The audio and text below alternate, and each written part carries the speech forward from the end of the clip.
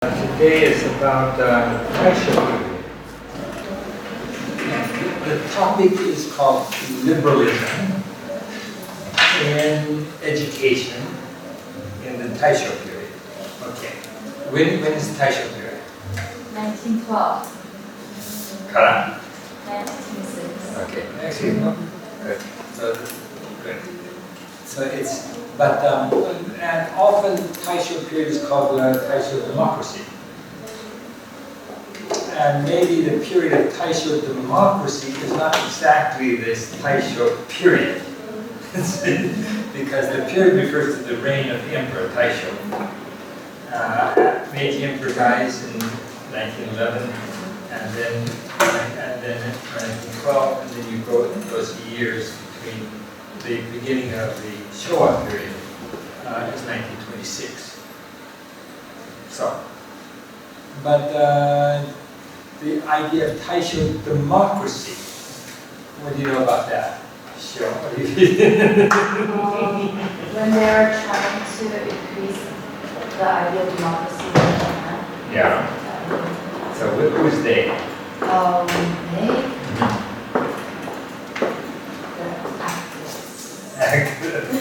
Actually, it's a period where there's a lot of social movement. It's a period right after, especially after the First World War. When's the First World War? 14 to about 1918 or so, right? And why did they fight the war? They, meaning of course, basically it was England and France against Germany, but then they kind of developed it all over the world. Japan was involved in it as well.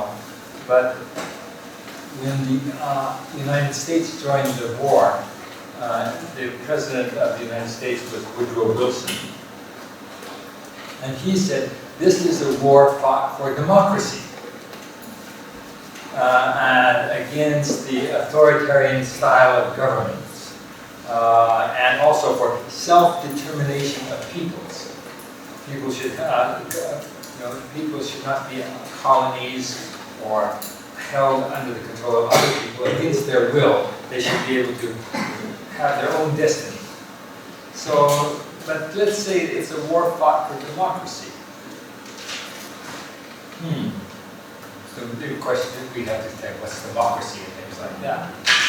What also happened right around 1918 in Russia, Russian Revolution. And what was the Russian Revolution? It overthrew the rule of the czars, which are sort of autocrats, and replaced it by the rule of Russia Kakame. Who were the new rulers? It's also the Bolshevik Revolution. Okay. Who were the new leaders? People like Lenin, and then later Stalin. Okay. So who are these people? Communists.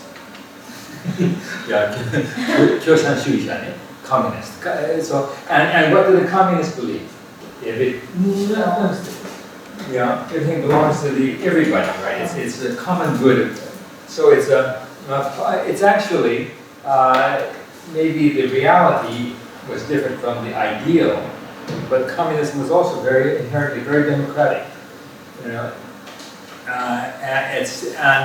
instead of the idea was that of the revolution was to overcome the rule of the bureaucrats or the business, the capitalists who were controlling society for the good of a few elite, to have a much more egalitarian society, which property and goods and capital will be shared equally.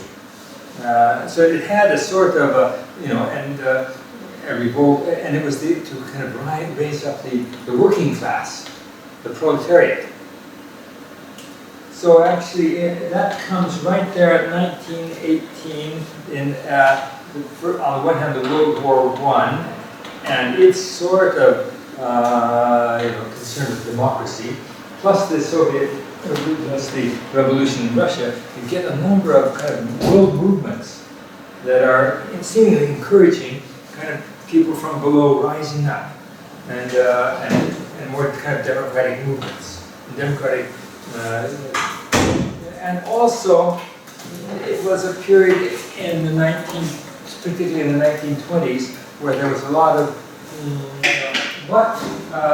the war was so terrible, lots of killing. It was a lot of anti-war, peace movements.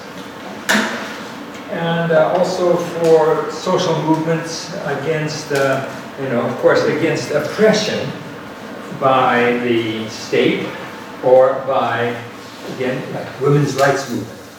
Women asking for, more, give women the right to vote. Give equal rights to women. So there was a women's movement as well. Also, there was a movement for minorities, to give recognition of minorities, no discrimination against minorities, improved labor conditions. So so there are a number of kind of social, political, economic movements toward a more egalitarian society, and that's also reflected in education. That's the point we want to get to. More education for democracy, education to make people more active in society. So we're going to look at those sort of trends. And the Taisho democracy period is, particularly in Japan, starts around 1918 with Japan's first commoner prime minister, Hara Takeshi. In other words, not so much from Satsuma, Choshu back, not connected with the feudal government of the past, but somebody who was a commoner, and from Tohoku becomes prime minister. And it usually says that the Taisho democracy goes on till the early 1930s, maybe till 1932. And in 1932, the prime minister is actually assassinated. The young officers, military officers, come in. They assassinate the emperor, the prime minister, and they take over the government. And from 1932 on, from Japan, it goes into a period of military rule. And the military in charge of government itself until 1945. But between 1918 and 1919, there's the idea of Seito Seiji, kind of party government. The principle is that the head of the party that gains the majority in national elections will become the prime minister and appoint a party cabinet. And that's just, and then there might be change over if the next election, if another party wins. And so there's the Seiyukai and the Minseito, there's actually some change back and forth. So there's party government. And also the foreign policy of Japan, which had been very much Fukoku Kyohei, and build up the power, build up the military power of the state. Actually, during the 1920s, military is not stressed. There's a new foreign minister, kind of active almost all throughout the 1920s. It's a man named Shidehara Kijuro. You ever heard his name? Shidehara Kijuro. And he is very much dedicated to the League of Nations. The new, it's not this, what is it called in Japanese? Kokusai Renmei. The forerunner of now what we have, the United Nations in the post-war period. And Japan is quite active in pursuing resolving differences between governments and peoples by negotiation rather than using military force. and the size of the Japanese military actually goes down in the 1920s. The 1930s comes back up again. But it's basically Japan is kind of committed to peace. And not only that, Shidehara in 1928 has Japan sign what's called the Kellogg-Briand Pact. It's a treaty that says basically we're going to outlaw, war is no longer, just. We can't solve problems by war is out. It's a sort of, it's almost like a forerunner of later the Article 9 in the Japanese Constitution. In this new civilized society, war is not the way to solve problems. Okay, that's the 1920s. Oh, Taisho democracy. Now, it's that age we're going to look at, a new liberal age. In Japan also, the 1925 is the year in which you have universal manhood suffrage. That means all men have the right to vote. Women don't get the right to vote yet, but there's an active women's rights movement. But basically, the right to vote had, when the first national election was back in 1890, only about 1% of the population had the right to vote, and they were kind of rich people who paid lots of tax. Gradually, the restrictions and the suffering, the people who could vote got larger and larger, and there was a movement. Yes, let's have men should all people have the right to vote. That's part of that democratic movement as well. Now, how does it go into education?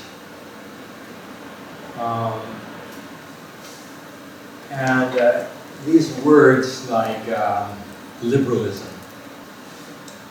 Can you imagine in your mind the word tenka?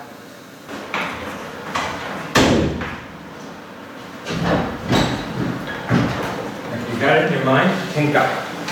And tenka means all under heaven. Okay, what else does it mean? It actually, in the Chinese political ideas, it really refers to, well, what we might call today the state, the nation, the country and its people, the empire, the realm. It's a sort of vague word, but it really means the state. There's an emperor, there's a king, and then what's under the king? What is ruled by the king? Now, question is, who owns the tenka? Tenka wa誰なの? Who owns the tenka? And if you put that into modern language, who owns the state? Where is sovereignty? And right now, after 1946, the new constitution, it's we the people, right? Pre-war Japan, maybe emperor owns the state. But there were also, in the Taisho period, people who were really saying, well, maybe it is the emperor who owns the state. But what about the people?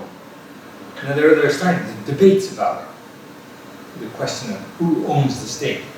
There's a phrase called tenka wa hitori no tenka nari. This tenka belongs to one person. Aruiwa, or tenka wa tenka no tenka nari. Tenka belongs to the tenka. In other words, to the people. And this sort of debate, but it's actually, it was discussed in the 1920s, but this is an old debate. It goes back into Chinese philosophy. Who owns the state? Should it be an autocratic or should it be more popular?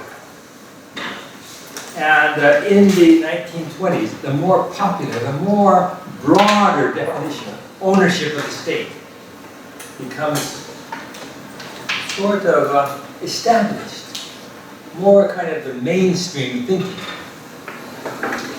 You know the name Yoshino Sakuzo? Yoshino Sakuzo. That the name? 知ってる？探してるね。What you got? 東京大学 Okay. Professor. 政治学。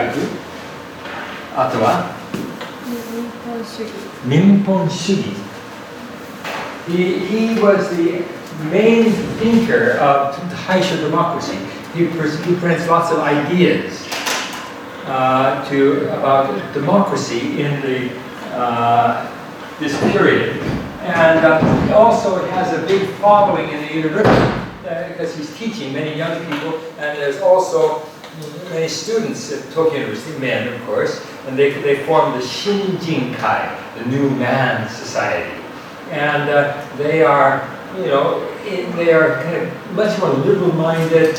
We're going to make the society more egalitarian, more open, more free, improve the people's participation in government, and that government should be based on Minpon Shugi. What's that mean? どうですか? Minpon Shugi. You looked it up. Democracy. Actually, he translated the word democracy as Minpon Shugi. What do you think? We don't use that word anymore, right? Imano democracy is? What's the Japanese word for democracy? Shukenzaimi. Okay. Yeah. How about Minshu Shugi? Okay. The same thing, okay? So what's the difference between Minpon Shugi and Minshu Shugi? どこが違いますか? どこが違う? Think of the words. Minpon Shugi to Minshu Shugi. Min means Tami, right? The people. And the people are the moto, or the people are the shu. They're like the shuni, the chief, the head, right? The center part. Do you know what's the very famous phrase of Abraham Lincoln? Government for the people, by the people, and of the people. Okay, and that's his definition of democracy. Government for the people, by the people, and of the people. It's Minpon Shugi. It's sort of government for the people. Okay, Tamino about Minpon, thinking about the people, you have government. So government of the people. That's or mean by the people. 必ずしもね、民本主義入ってない。In other words, the idea is that even at this time, the thinker of democracy here couldn't really deny the emperor. He said, but he could say that the emperor really thinks about the people, and that the government should be always based on listening to the needs of the people and responding to popular opinion, popular discussion, and always taking the needs, the wants, desires, the will even of the people into account. And that's, so it's really sort of, it's not really government by the people, but for the sake of the people. So that was about, but you still get, anyway, you can see there's a sort of stress on Minpon Shugi. And there were also some more liberal people who were starting to, like socialist or communist ideas in Japan, even thinking much more radical. Okay. Now, how does this link to education? Did anybody read this article that I asked you to read, Harakimi on Democratic Influences in Women's Education in Taisho? You read it? Study? Study, 3人? Good. Keep coming. 少しでも読んだ. Looked at it. Did you look at it okay? The second decade, the beginning of the new Taisho era, democratic and liberal thought. Movement for universal manhood suffrage. When was that? 1925, right? Emergence of democracy as a key word. Yeah, lots of zashi, lots of newspapers, lots of books talked about the democracy or Nipponshu. And it was it's very much in the words of the not only in Japan, but sort of a key word in Europe and the United States as well, democracy.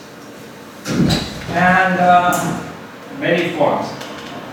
The emergence of democracy, the appearance of women's organizations. Do you know any of the women's organizations at this time who were fighting for women's rights? Any names? Josei Undo, Kaiho Undo, Hiratsuka Raicho. Okay, Hiratsuka Raicho. Namai? Anybody? You know the name? Hiratsuka Raicho. She founded a new type of, first of all, a journal. Seito, the Blue Stocking.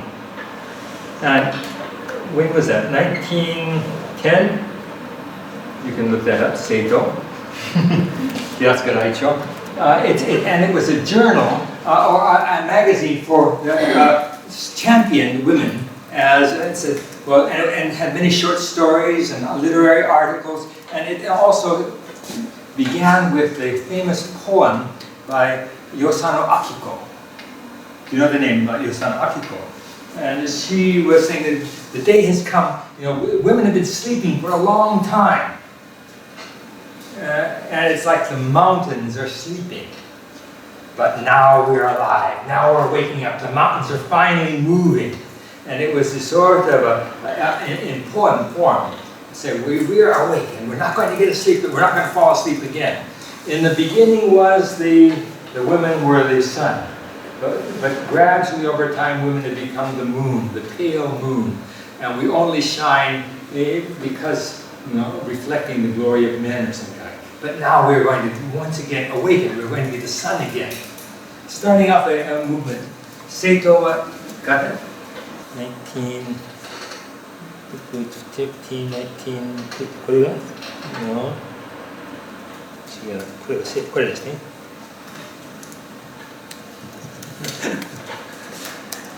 Did it say 1913? Yeah. 11, yeah. Seito, the Blue Stocking. But she started off as a literary movement, but gradually becomes more and more political. Becomes more and more saying, if you're a woman in Japan in the Meiji period, you did not have the right to vote, okay. But not only that, you didn't have the right to even go to a political meeting. You couldn't give speeches in public. You couldn't even go to you couldn't belong to a political association, and you couldn't, it's like there's a meeting because women belonged in the home. So and they couldn't even organize. Gradually, at least by early 1920s, they got the right to organize, but and still didn't get the right to vote. But there's beginnings of movement like Hiratsuka Raicho and others starting to change people's mind, and they're getting lots of ideas from outside of Japan for women's rights movement, because this was not only a problem in Japan, but actually that idea that the women belong in the home, this was common to almost throughout the world in the 19th century. Even, and so it was only gradually that women were campaigning for the right to vote in England, in Europe, and the United States, pretty much at the same time. I think women got the right to vote in the United States in 1919. And I'm not sure when in England. But basically, it was not common for even in the early 20th century, in other countries as well, for women to have the right. But it was a worldwide movement. Organizations including socialism, political rights for women, abolition of prostitution, and also development of new schools of educational thought. And there was a sort of new education movement, Shin Kyoiku Undo. In other words, there was a number of people who were questioning, is the type of education we're giving to our children, to our young adults, is this appropriate to the new democratic age? And some new ideas, and some new schools. Sawayanagi Masataro of Seijo Gakuen, Ohara Kunioshi of Tamagawa Gakuen, so forth, and also I might add Hani Motoko of the Jiu Gakuen. Okay, do you still know these schools, right? Seijo and also Jiu Gakuen. I'll talk about them a little bit more easier. But the thing is, last time we talked about various small liberal arts colleges in the United States. And you looked at their homepage and kind of got impressed. Sugoi. These schools really look interesting. They're small, they have a learning community, they're giving you really majime education, kind of small classrooms. They're making people think, they're making people kind of become more active in society. They have lots of scholarships to bring in people from all areas of society, not just the rich. They're doing a good job. And you saw that many of these universities were founded in the 19th century, 19世紀, middle of it. Okay. But many of the types of really liberal educational practices and teaching methods that you read in the homepage just recently, last week, in the 19th century were not there. The style of education at these schools changed over time. You know, as all education, there are reforms and re-reforms and reconstructions and remaking it. So these schools were not always so, this is really good style of education. In fact, many of these schools were very elitist, only taking people from the very rich. And many of these schools, while they did stress very serious education, they were mainly aiming at your own personal cultivation. Make you into a very intelligent person. But they weren't necessarily thinking about what you will do to improve society. What schools has the responsibility of the individual student or the responsibility of the school to society. I'm going to come back to that. They were very elitist, very narrow, and in a sense, remember the term ivory tower? Zogen no to? What's it mean? Only study for study's sake. It's not really for society. It's just an ivory tower where lots of gaksha get together and they think erai stuff, but the world could be just falling down around them, but they are in this kind of separate institution of high thinking and research, but not really concerned about society. Kind of an ivory tower. And many of these schools were like that, back at the beginning. But particularly in America and in Europe, education starts to change also with these new democratic ideas. There are a number of reformers, including who want to make education more practical, more hands-on, more sort of learning communities of small students studying together, and much more concerned about service to the good of society. So it's an age in the 1920s of educational reform throughout the world. And Japan gets many examples of that. One person that you might look here is John Dewey or Ellen Key. Educational reformer, born in 1859, and schools and civil society, Also, some of his publications are, he went to Japan, you can see, Pragmatism, Instrumentalism. Where are some of his works? On democracy. Democracy, the politics, education, communication, democracy, and the one ultimate ethical ideal of humanity remains synonymous. And so education, on education, he wrote a book called Democracy and Education. And he was very much concerned to kind of take the democratic trends and put them into education. And when he came to America, when he came to China and Japan, 1919, when he came to Japan and to China, he was known as Mr. Democracy. and he gave lectures at Todai and other places. He gave about, like some 40 lectures in Japan at that time, kind of saying, this is how you should change your education system, making it much more democratic. And he went on to China for the same thing. And that, that education depends upon active citizens, people who are active in society. So we argue that education and learning are social, interactive. The school is an institution where reform can and should take place. And students should have an opportunity to take part in their own learning. And one of the things that's happening is that there's a movement toward, which is kind of common now, more student-centered education, rather than the teacher just kind of lecturing.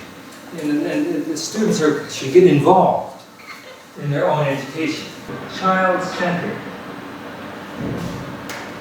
hands-on learning, experiential education, problem-based learning. A lot of the words that you even hear today, in terms of say ICU, problem-solving education and so forth. Okay, that's one person that you should know a little bit about. Is John Dewey. And the other person is Ellen Key. You ever heard of her name before? This is a really remarkable woman. Because she's from Sweden.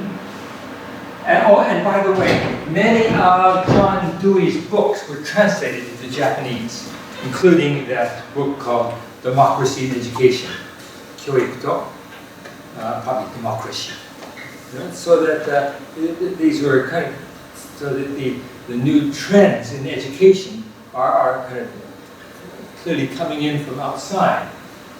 Ellen Key, here, I know you can't see it back there. She's a feminist. She's born in 1849, dying in 1926. Child-centered approach to education. Suffragist means she worked for women's rights.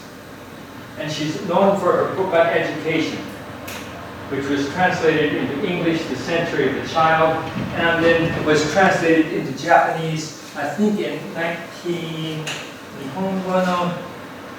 Let's just look here.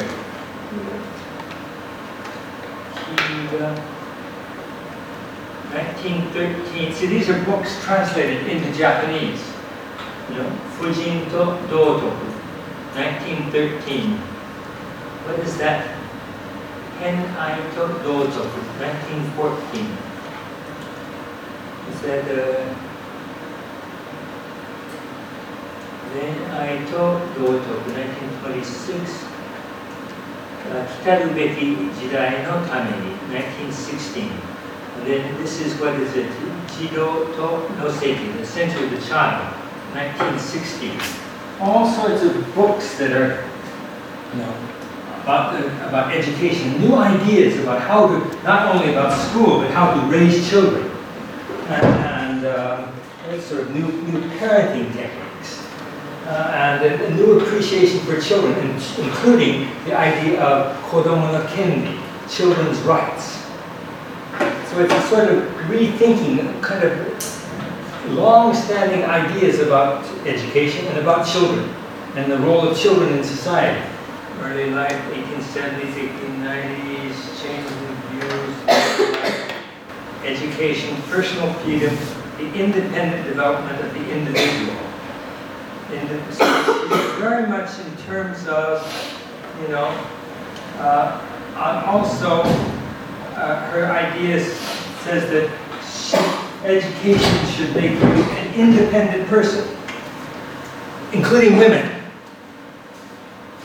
And that was also, you know, education for women, not just to become housekeepers or how to do cooking well or how to do sewing, but actually to be an independent individual, active in society. And so there's giving a lot of stimulus to women's education, and of course the women's movement in Japan.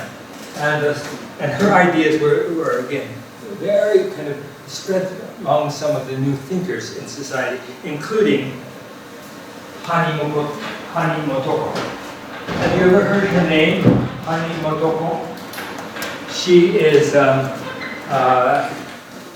first of all, she is a woman who became a journalist.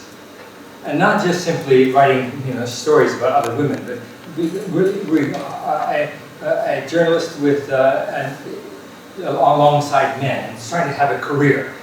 She married, and then she and her husband also were very active in children's education, women's education, and publishing like a, you know, Fuji no Koro. So, very big, very not just again for raising the intellectual level of women. And then she founded, well, so basically she founded a school. And this is for women, and it's the GES034E. Anybody has ever been to the GES034E? It's still over by Ikebukuro. You been there? I have been in kindergarten. In the kindergarten? Did you go to it? Yeah. So did you, huh? Do you remember? Because even now it has a different style of teaching, right? Did you make anything? Wait tonight? Because you know, by participating in your education, sometimes the children do their own cooking, and also sometimes they even make their own chairs and table. Did you You know, in other words, if you're going to be a student there, it's not that everything is given to you. You make it, you do it, you're part of it.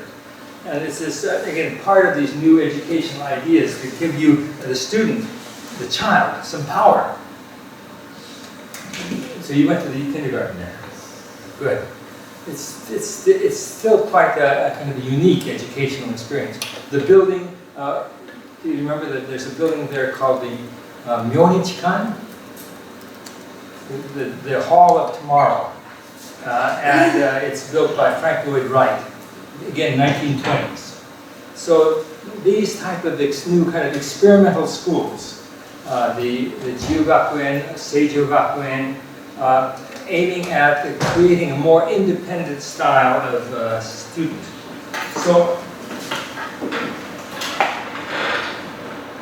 do you know the name Ienaga Saburo? Just remember, think about it, Ienaga Saburo.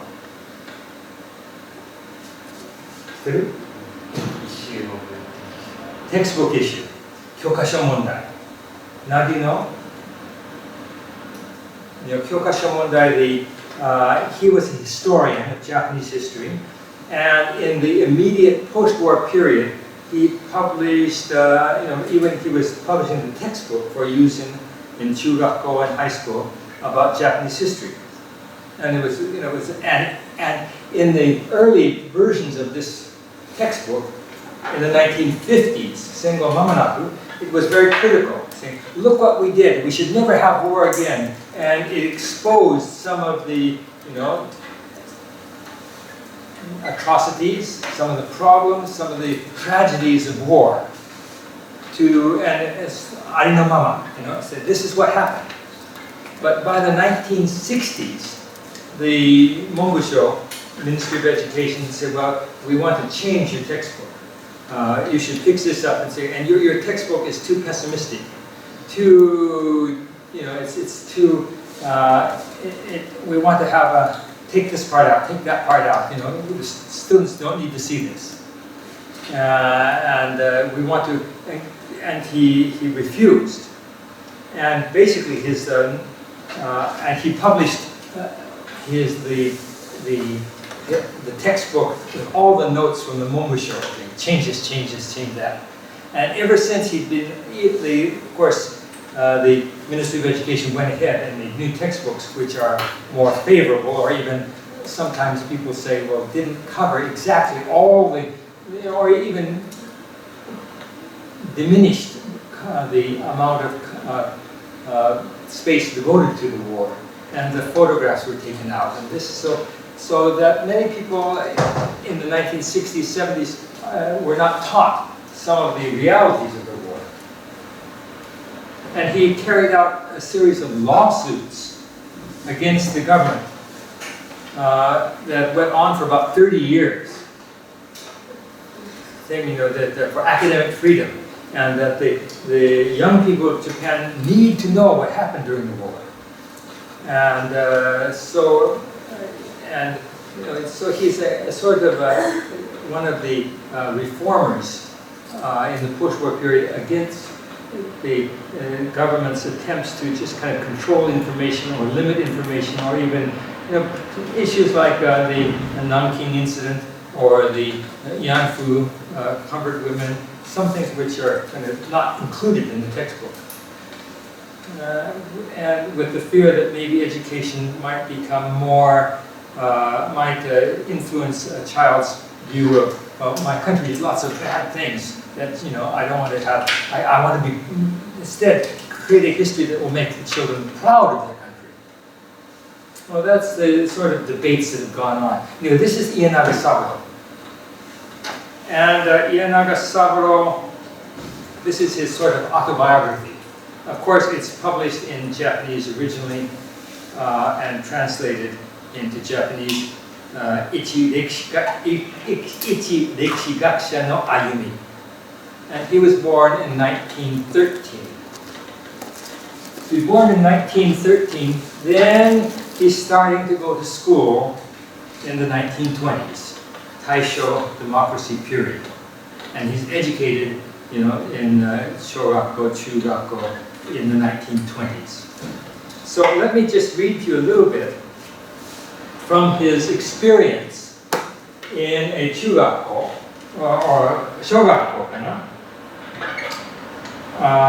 said, I began school, first grade, in 1919. Okay, and he was back in Karatsu. Okay, we had large, okay, and then later on I came to Tokyo. And he says, the first grade teacher in charge of my class was named Shibata Kyo. I think she was still in her 20s, but she was a very strict teacher.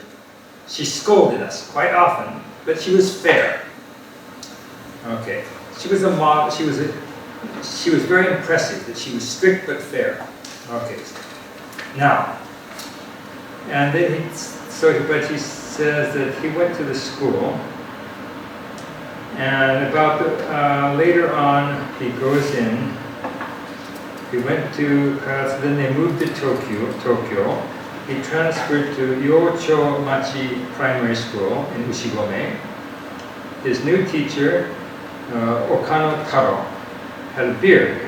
He seemed like an old man, but he must have been also in his 20s.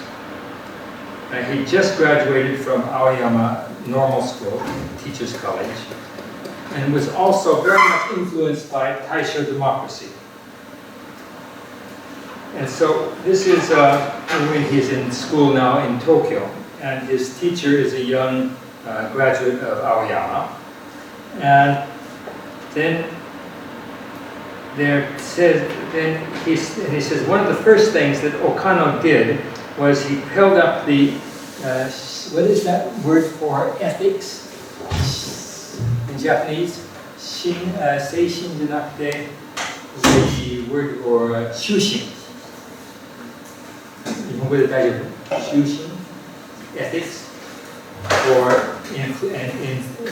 幼稚園、小学校でも倫理じゃないね、倫理、教育で教科書 to teach about 例えば、日本的な行動とか道徳でもありますね。But there's a word 夏子知ってる？戦前の教育 teaching ethics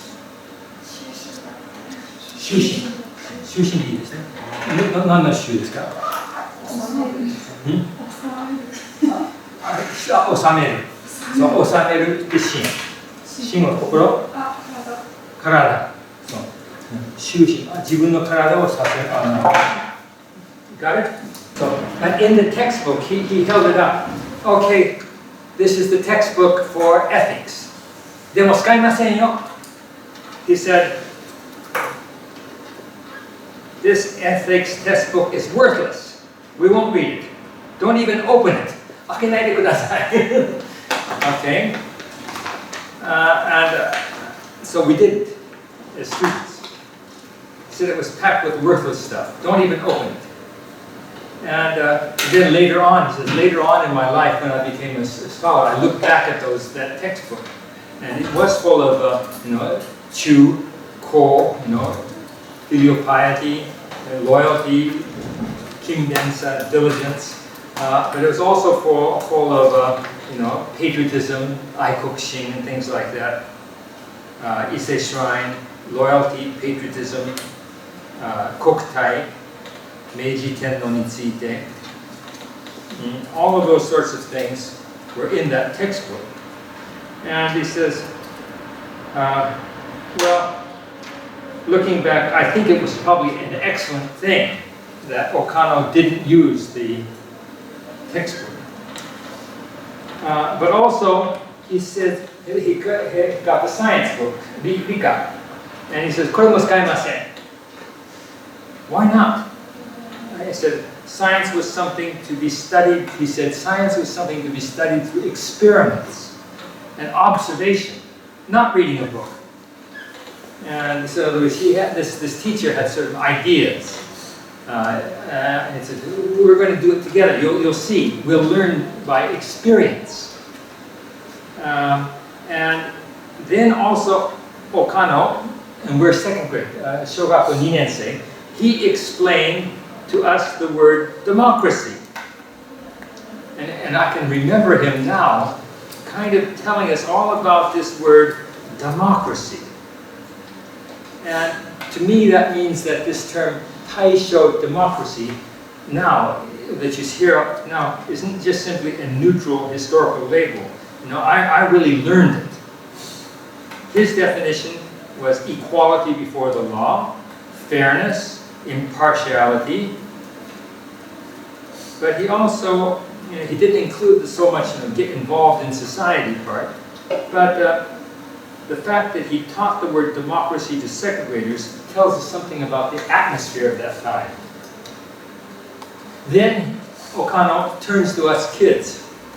This is his autobiography, so he's remembering when he went to Shogaku. He says, "Why are you kids going to school? Why are you studying? Why are you coming here?" His friends gave various replies. Well, if we're illiterate, it'll be difficult, hardships. Okay, we won't be able to do mathematics and so forth. Then he said, "You are all in school for your own sakes." 自分のためですよ. And then I said, "Well, what about the sake of Japan?" He said, "No, that's not the reason you're at school. We were in school for the sake of the world.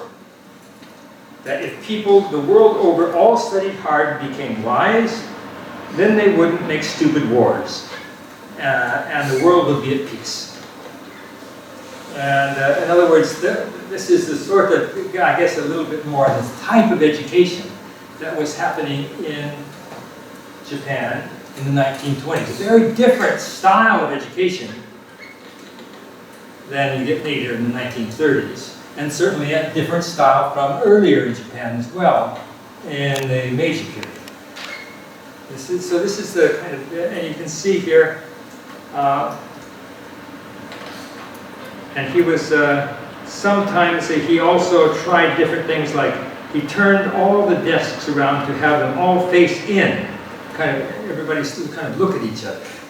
And he tried to encourage us to teach ourselves. Anyway, you can see he's having experiments, but so that goes on. And if you want to look at it, and this is a long chapter of his going to school in the Taisho period. This is the book in Japanese, or in Japan's Past, Japan's Future, One Historian's Odyssey in Nagasawa. Or you can look at the Japanese version, but a good example of education during that time.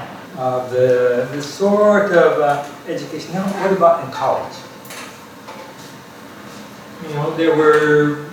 There's experimental schools, but also, as I say, like in the groups at Tokyo University and Waseda University, many student associations, student clubs that are aiming at, liberation, being shinjin, being new men, new participation, and of course a lot of concern with socialist ideas, progressive ideas.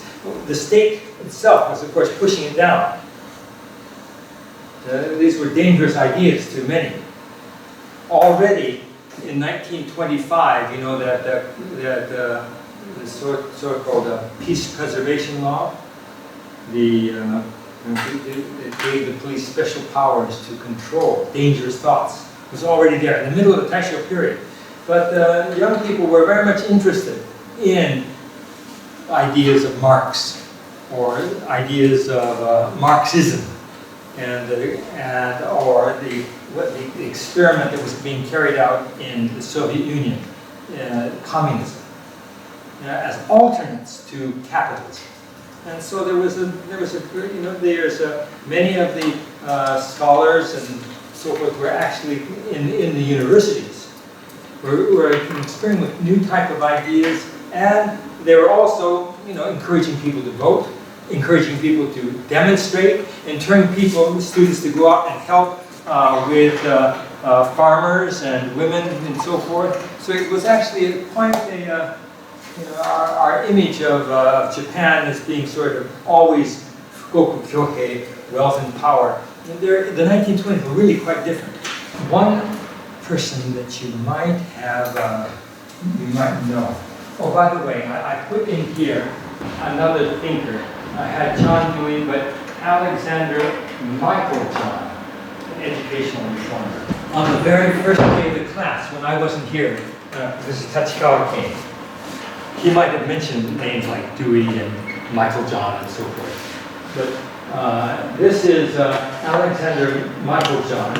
He was on the cover of Time magazine in 1928, and he was also one of these education reformers. In other words, and he was the president of Amherst College, and then later quit that and founded his own experimental college, in which basically he's trying to make the students as free as possible. You might want to read about him, but his ideas are also coming into Japan as an education reformer. And I put in here particularly the individual student and his freedom. You can get it here, and you can get this pressed here. He talks really about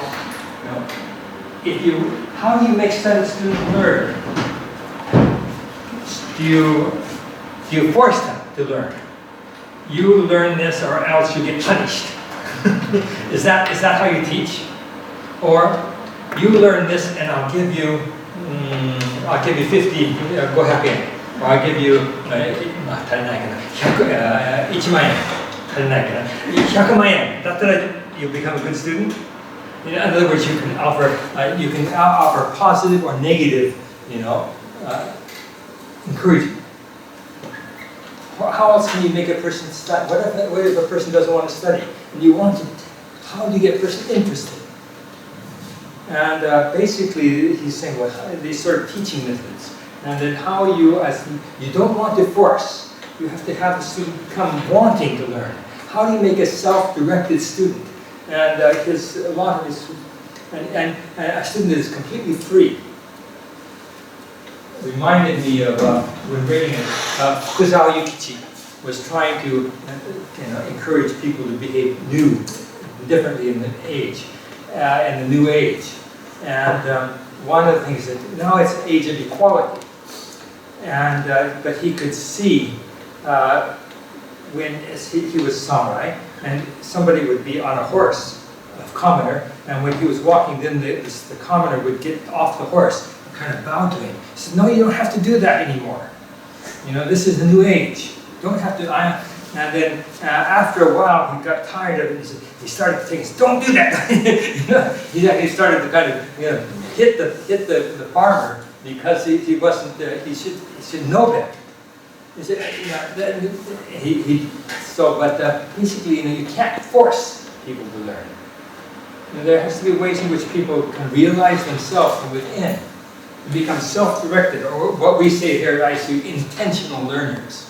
And how do you do that? And he's coming up with sort of new ways of teaching, which are less structured, and giving lots of freedom, with lots of choices to the student. You might, again, if you're interested in these sorts of ideas, where they're coming from, where a lot of that new type of learning that you see in the small liberal arts colleges, the origin of it. It's not back so much in Greece and Rome, or in Harvard University or Oxford University. It really is in the 1920s. And you should start to see some of these more active learning strategies, and creating people who are going to go out and be, not just for themselves, but try to improve the world. Okay, I wanted to bring up this guy too. And the other thing that I had in here was Akai Tori. That is a new type of children's literature. In other words, in the Taisho period, a lot of books that children could read, and they weren't so much patriotic tales or tales about loyalty and heroism, but these were fantasies. People could think of new worlds,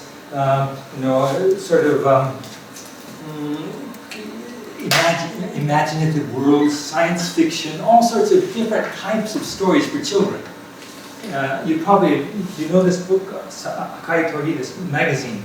It took place starting in, 1918 or so, until about 1936.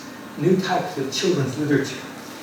Trying to create a more imaginative children who could really imagine new sorts of ideas and create that sort of, stimulate their imaginative powers. And so that's part of this movement as well in the Taisho movement. If I am going to tell you about Taisho democracy in schools, one person I really want to include is, do you have his name there? Miyazawa Kenji. Do you all have read his works? 大好きでしょ? Have you read it? あれはなんとか鉄道。銀河鉄道の夜。そうね。読みましたね。Miyazaki Kenji, he's a actually, those books are for children, but they're for adults as well. And it's a new type of literature. Well, before we do this, these books here, what do you know about Miyazawa Kenji? He's from Iwate. Just like the Harake, from the Tohoku area, the new prime minister. Miyazawa was born in 1896, and he died in 1933. Okay. He's sort of Buddhist, and he grew up in the countryside. Okay. He went to Tokyo briefly, but basically he went to school at the Morioka Agricultural School. Okay. And he's growing up at a time, when did I say he was born? 1896. So just around 10 years later is the Nichiro Senso. And that would an age of a lot of nationalism. Patriotism says, and then in 1910, Japan takes over Korea. And takes over the Chosen Hanto. So there's a lot of pride. This is the last part of the Meiji period. And it's also the age that's producing a lot of the students who are at Gakushuin University, who are aiming to get ahead in the world. That, and Natsume Soseki was talking to. But Miyazawa is kind of an interesting case study of somebody who was maybe not that much concerned with getting ahead, with the ethic of success for gaining wealth and power. He was studying biology, he studied agriculture, he studied astronomy. He was fascinated with foreign languages. Even though he was in the countryside, he studied German, he studied English, and he also studied Esperanto. Do you know what Esperanto is? Again, part of the Taisho period especially was a sort of new internationalism. And people, and again, this 1920s, the idea of United Nations, a new world democracy, a new world where people can talk with each other, communicate with each other through a common language. Language is served to divide, but if there is a common world language, this was also part of the ideals of the 1920s, Esperanto. Up in the countryside, he also studied music, and he learned to play the cello. So can you imagine him up in his, farmhouse, playing the cello? He also had records. He played his music, classical Western music. So you can see him as a very kind of a new type of person, really, much more cosmopolitan.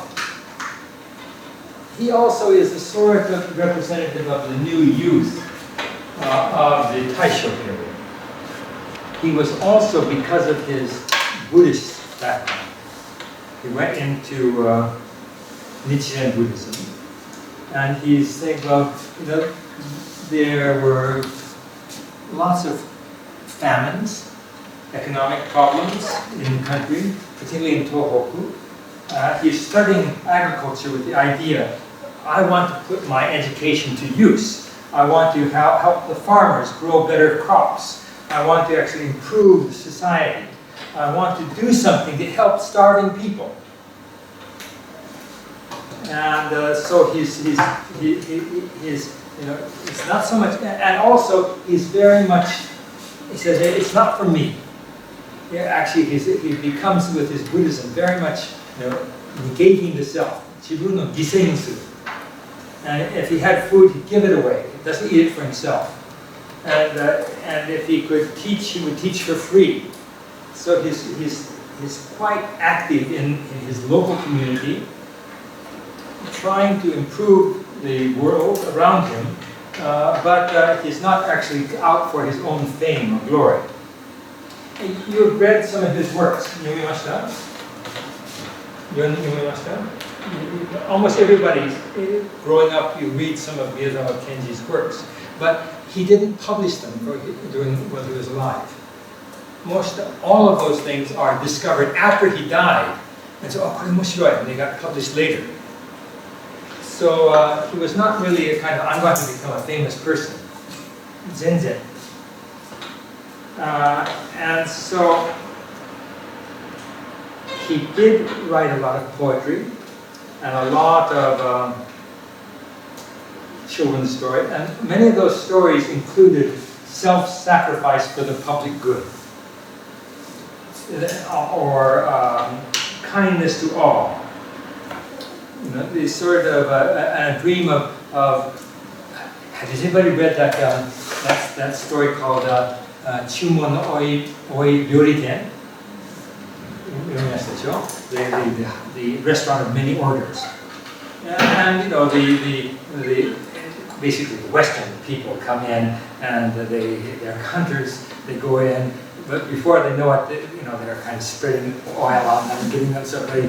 And before they realize something, oh, we're going to be doing, we're being eaten, and they run away. Anyway, it's sort of turning the world upside down.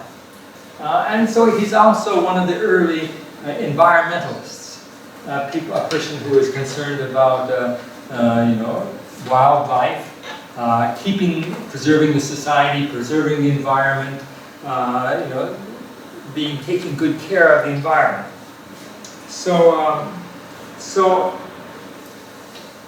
in an age of nationalism, in an age of personal pride and advancement, he was forming more on local nationalism or localism and local pride. And also at the same time, he had this kind of very big cosmopolitan or even cosmic view.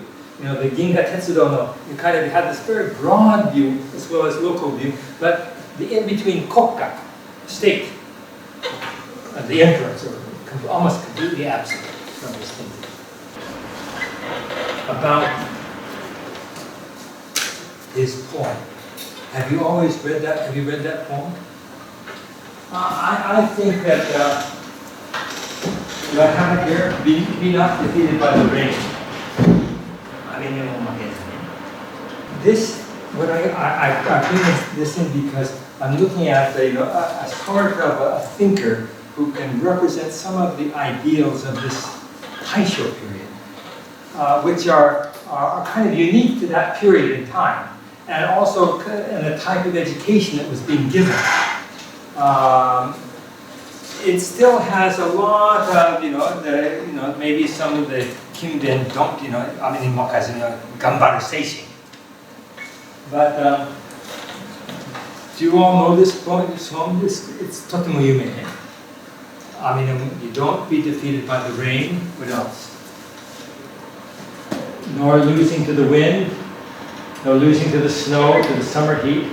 You know, you have to have a strong body, but not fettered by desire, never losing your temper, always quietly smiling.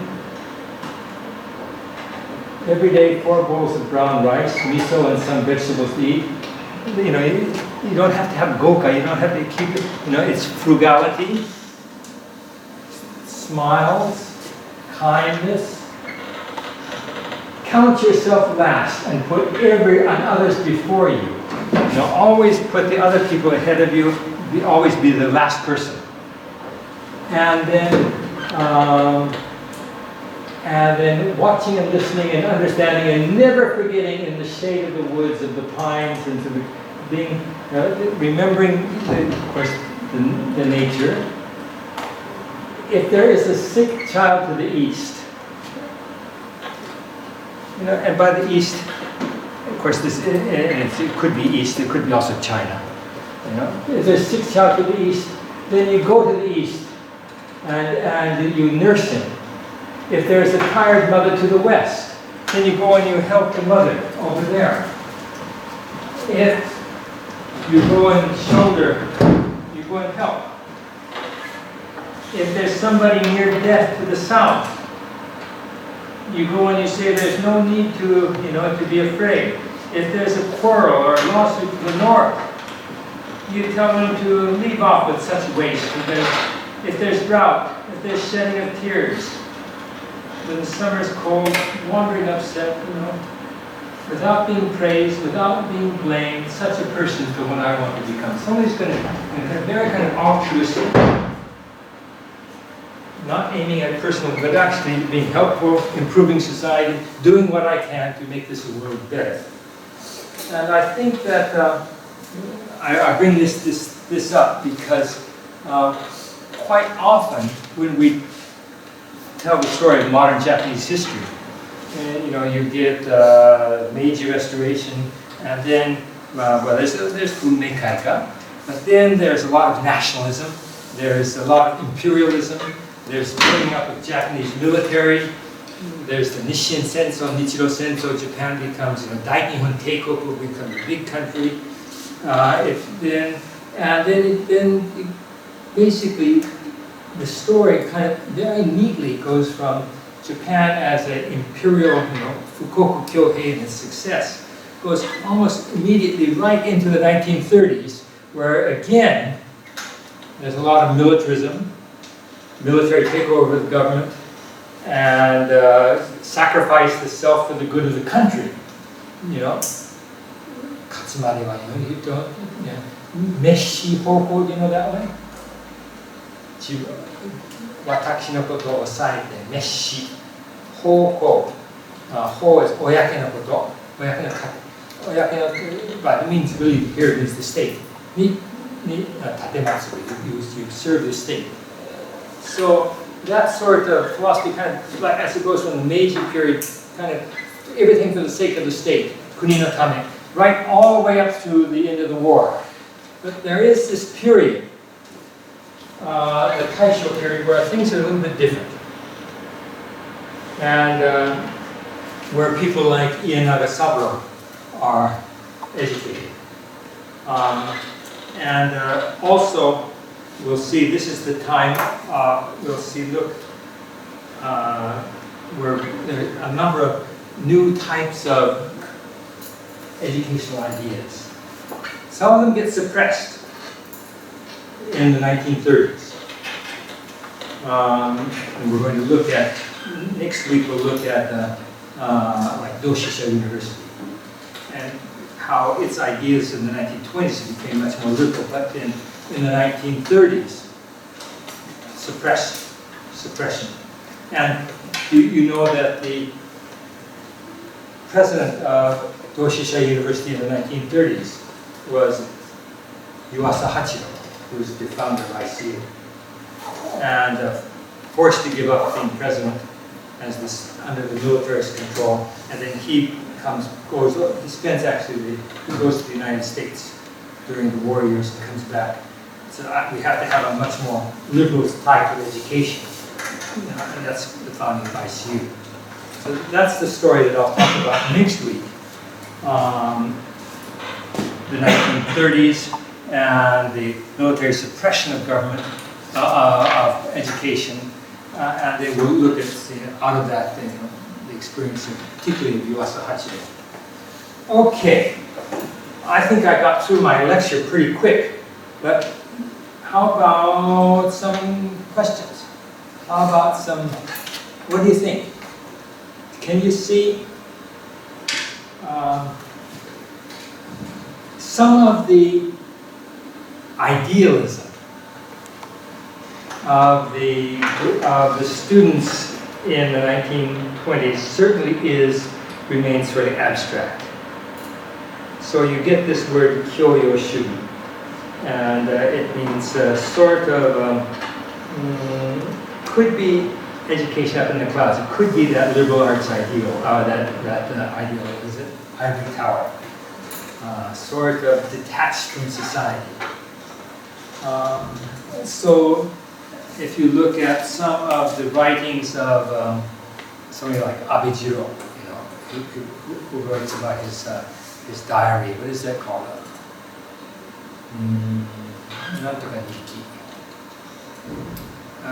But some of these of the intellectuals were influenced by so-called the ideas of being a cultivated person in the 1920s do become more sort of elitist and also become very much detached from the real world. It's a learning for learning's sake.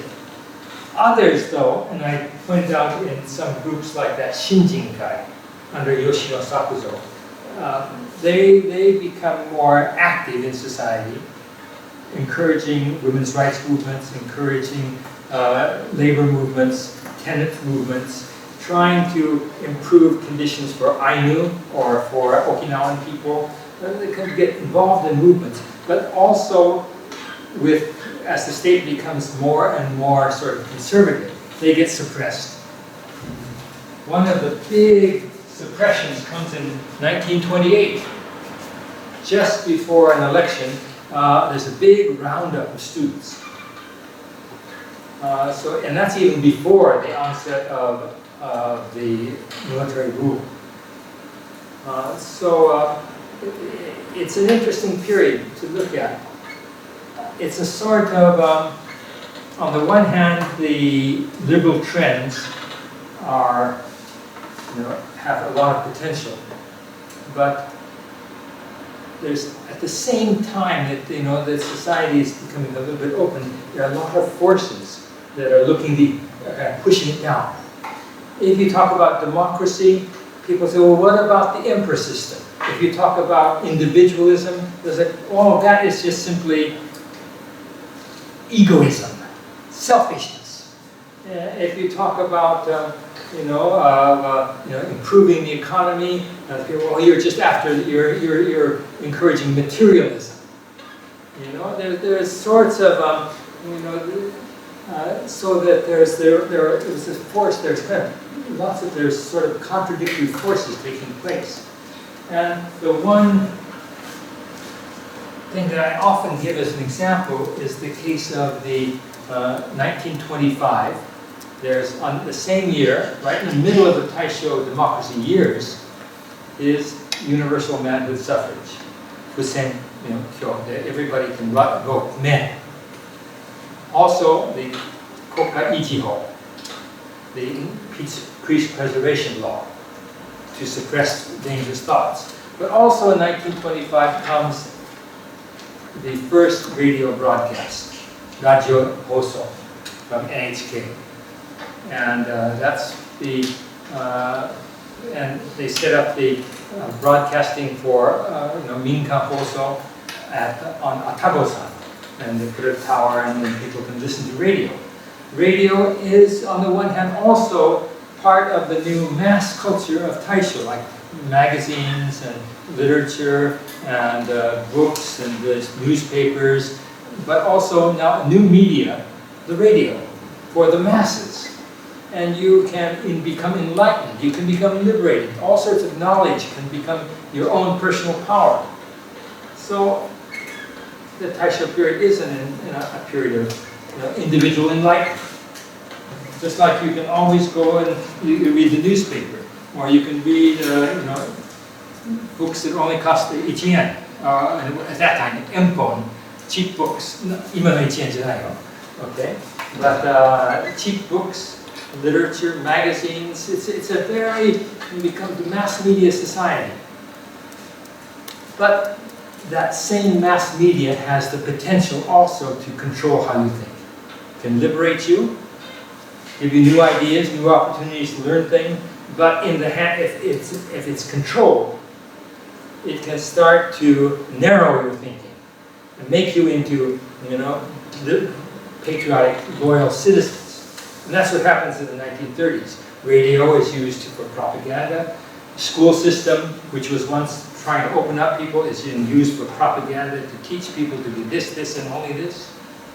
The newspapers don't really tell you the full story. They print only the news that's, it's censored. So that that same mass media that on the one hand has the potential to open up, liberate you, is also the same potential to really control your minds. And that's it's a sort of a pretty interesting story. Okay, let's stop. But どうですか?